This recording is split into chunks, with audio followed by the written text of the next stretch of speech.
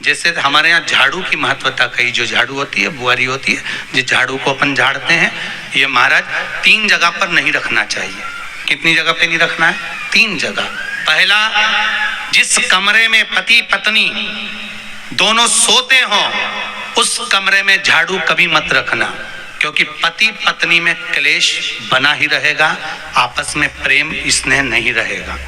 जिस कक्ष में पति पत्नी सोते हो रहते हो उस कमरे में झाड़ू कभी नहीं होना चाहिए, बुआरी नहीं होना चाहिए। दूसरा, जिस कक्ष में हॉल में लोग आकर बैठते हो और वहां कोई सोफा सेट लगा हो, कोई पलंग लगा हो, उस पलंग के नीचे, उस सोफे के नीचे झाड़ू नहीं होना चाहिए। सास और बहू का संबंध अच्छा नहीं रहता, विवाद होगा ही, ये पक्का है।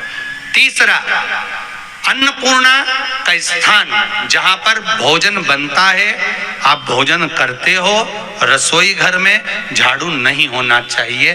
कारण, बच्चों में क्रोध आएगा, चिड़चिड़ प्रवृत्ति बनी रहेगी, और बेटा और बेटी संबंध आप करना चाहते हो समाज में, और बच्चे गलत जगह पर संबंध करने के लिए आतुर रहेंगे। इसलिए रसोई घर में बुआरी झाड़ू नहीं होना चाहिए। शाम को 4 बजे से लेकर 7 बजे के बीच में शंकर और पार्वती के भ्रमण का समय रहता है। मेरे देवादिदेव महादेव माता पार्वती के भ्रमण का समय, भगवान शंकर पार्वती घूमने को निकल गए।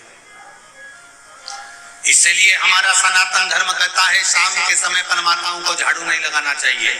शाम के समय पर माताओं को चूड़ी बिछिया नहीं बदलना चाहिए। शाम के समय पर माताओं को मांग में सिंदूरा नहीं भरना चाहिए। शाम के समय पर माताओं को बाल नहीं बांधना चाहिए। शाम के समय पर माताओं को चौखट पर नहीं बैठना चाहिए। उसका कारण क्या है? क्योंकि पार्वती जी ने भगवान भोलेनाथ जी से कहा था कि तुम मुझे रोज शाम के समय प्रदोष काल में भ्रमण के लिए लेकर जाते हो, मेरे लिए आज्ञा क्या है? शंकर भगवान ने कहा, सुनो पार्वती, मंदिर के अंदर नंदी रहता है। जाने वाला यात्री जब मंदिर में मेरा दर्शन करने आता है तो नंदी के कानों में कहकर जाता है कि शिव जी को मेरे यहाँ लेकर आना। मैं नंदी के अनुसार उनके घर जाता हूँ। मेरा काम है उनका कल्याण करना, और तेरा काम है उनके घर की नारी को अखंड सौभाग्यवती का वर प्रदान करना। ये तेरा काम। तब पार्वती माता ने कहा, अखंड सौभाग्यवती होने का वर मैं तो दे दूंगी, पर उस समय पर माताएं चूड़ी बदल रही होगी, हाथ से चूड़ी निकाल रही होगी, तो मैं वर कैसे दे सकती हूँ? मांग भर रही होगी तो मैं वर कैसे दे सकती हूँ? उस समय पर चूड़ी बिछिया बदला जा रहा होगा तो मैं वर कैसे दे सकती हूँ? उस समय पर झाड़ू लग रही होगी तो मैं लक्ष्मी को वहां कैसे भेज सकती हूँ? आप बताओ। तो शंकर भगवान ने कहा, प्रदोष का समय एक ऐसा समय होता है, शाम का समय ऐसा होता है जिस समय पर केवल शंकर और पार्वती की आराधना का समय होता है। हम तो कई लोगों से कहते हैं, अगर आपके यहाँ संपदा नहीं आ रही है, बहुत मेहनत कर रहे हो, फल नहीं मिल रहा, कहीं नौकरी, कहीं सर्विस या कहीं व्यापार या व्यवसाय में कहीं तकलीफ आ रही है, हम सबसे कहते हैं शाम का समय पकड़ लो, शंकर जी के मंदिर में दिया लगाना प्रारंभ कर दो। शिव मंदिर में अगर दिया नहीं लगा रहे हो तो बेलपत्री के पेड़ के नीचे दिया लगा दो। बेलपत्री और शंकर जी के मंदिर में दिया नहीं लगा रहा तो शंकर जी के मंदिर के बाहर चौखट पर दिया लगा दो। इतना भी नहीं कर सकते तो अपने घर के बाहर अपने द्वार पर दिया लगा दो, और शंकर जी के नाम का श्री शिवाय नमस्तुभ्यं बोलकर शंकर भगवान को याद कर कर, अपनी कामना कर कर, बाबा का स्मरण कर कर, पंचाक्षर मंत्र नमः शिवाय, षडाक्षर मंत्र ओम नमः शिवाय, द्वादशाक्षर मंत्र ओम नमो भगवते वासुदेवाय, जो मंत्र तुमको याद है उसका स्मरण कर कर, लक्ष्मी हो चाहे नारायण हो चाहे राम हो चाहे कृष्ण हो, स्मरण कर कर शाम के समय बाहर दिया लगा दो, दरवाजे के पास लगा दो। वो सुनेगा जरूर, आएगा तो उसका वेलकम जरूर होगा और वो कुछ देकर जरूर जाएगा। नियम तो बनाओ।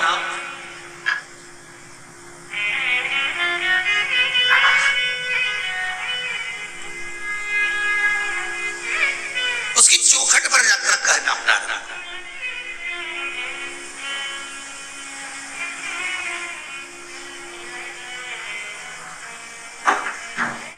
भरत बृहस्पति महाराज ने कहा कि शाम का समय जो प्रदोष का समय होता है उस समय पर इंद्रदेव तुम शंकर जी की आराधना करो। शिव आराधना से शंकर जी जो मार्ग प्रशस्त करेंगे, शिव आराधना से जो शंकर जी कहेंगे वो तुम करना।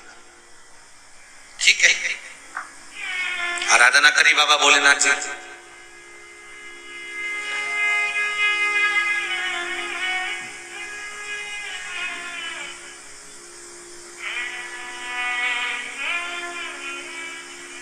मालूम नहीं था इंद्रदेव को।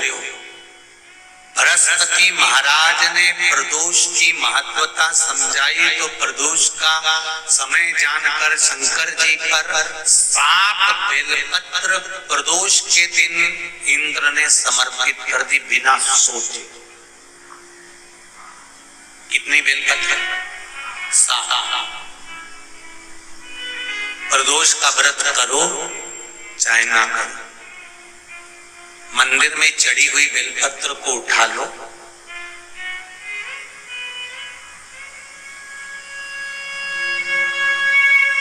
बेलपत्र का ब्रह्म कमल बना लो,